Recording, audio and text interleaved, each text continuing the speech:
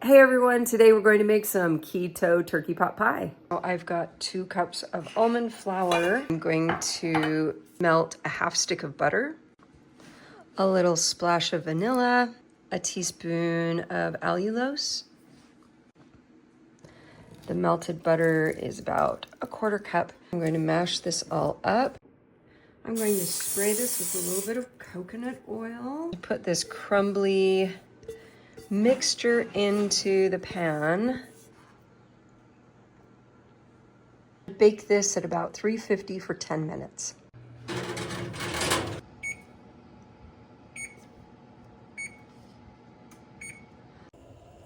The most important part of doing a cream sauce is making sure that you have a roux. So here I'm just melting about a 1/4 cup of butter, konjac root extract. It absorbs water very quickly, so it's important that you don't use too much. Okay, I'm also adding a 1/2 cup of heavy whipping cream. I'm cooking this over medium heat, and I'm going to sprinkle just a teaspoon of that konjac on there. And I'm using a silicone whisk so I don't scratch my pan to blend that together. You'll see it's going to thicken up quite quickly. This is the trick to getting a roux, is trying to avoid lumps. I also have some chicken broth to help me thin this out a little bit, but I'm not going to go very thin. One of the best ways to thicken is just to let it kind of bubble for a moment and then add some thin liquid. You'll see that it's starting to look a little pasty. That is exactly what I want. And before it dries out too much, I need to add some more liquid. This time I'm adding a 1/2 cup of broth. And I'm going to let that bubble for just a moment so that the liquid heats up. Also, I'm cooking this over medium heat. So you can see that I'm just waiting for that chicken broth to warm up a little bit, and then I'm going to start whisking this together. And you can see that it's a little lumpy when I start out, but when you have the liquids about the same, it's easier to make them blend together.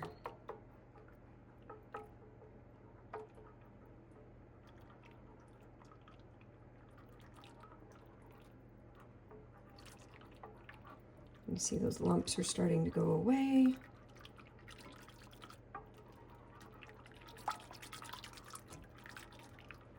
And it's starting to look like more of a consistent liquid. I'm going to let it boil now. You want to see kind of the edges bubble before you start to stir it again. Here's my crust, all done and ready. You can see how nice and bubbly this is getting.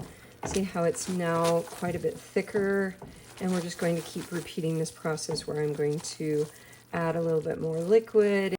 Okay, here's my better than bullion roasted chicken base. I'm just going to stick that right in this cup and then pour in a 1/2 cup of chicken broth.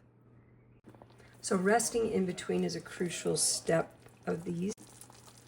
So you can see that that is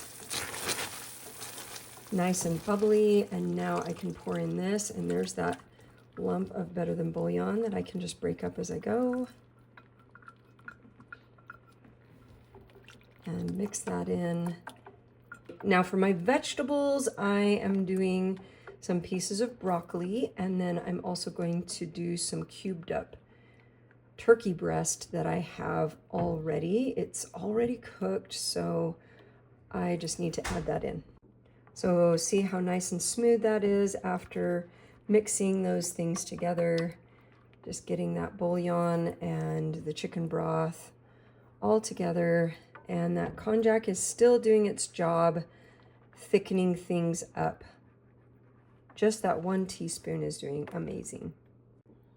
I'm going to prep my vegetables while this last round bubbles up.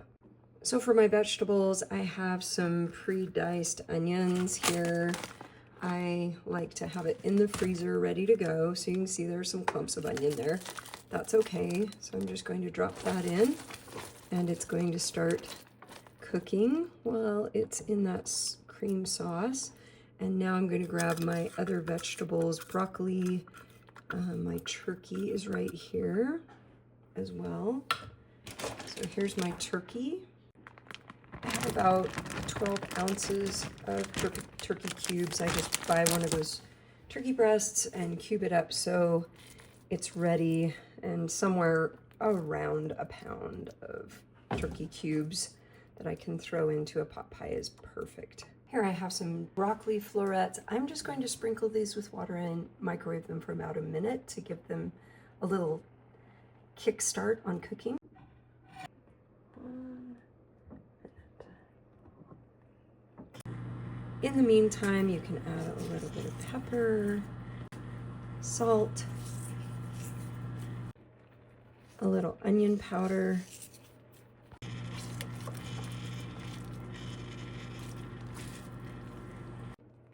the reason I'm sticking to only broccoli in this, you could also add some zucchini, but I'm sticking to green vegetables because they tend to have fewer carbs, whereas your corn, peas, and carrots have high carbs. You might also be thinking, why didn't you use milk? Because heavy whipping cream actually has fewer carbs, and that's my goal today, is to keep the carbs as low as possible. Once you've added in the broccoli, you can continue to cook this, or if it seems to be as thick as you want it, you can go ahead and pour this into your pie crust.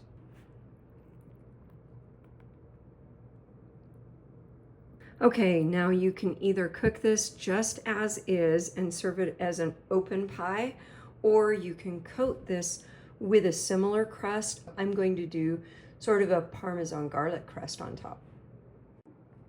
So I'm going to throw in some parsley. I have some cheddar parsley here that is kind of already ready to use. I'm going to use about a half cup of Parmesan cheese, shredded, not the powdered stuff. A half cup of almond flour, garlic to taste. I'm doing a little bit less than a teaspoon.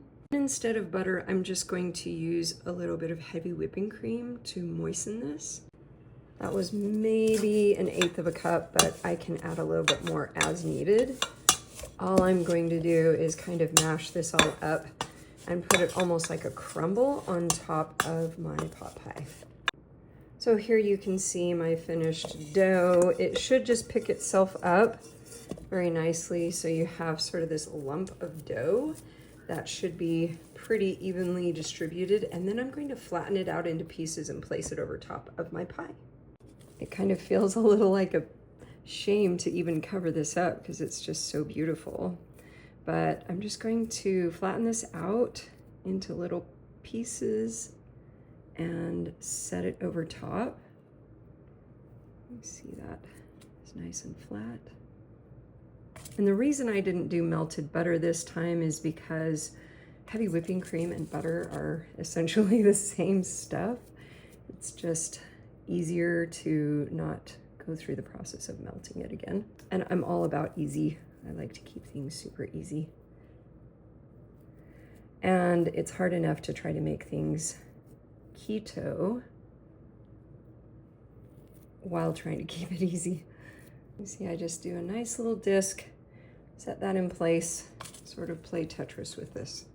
There we have our little patchwork crust cover, and now we can bake it at 350 for another 20 minutes. Okay, this just came out of the oven. Oh my goodness, look at how gorgeous this is. Just so you can see the back of that crust, there's the front of it, and then there's the pie and the top crust.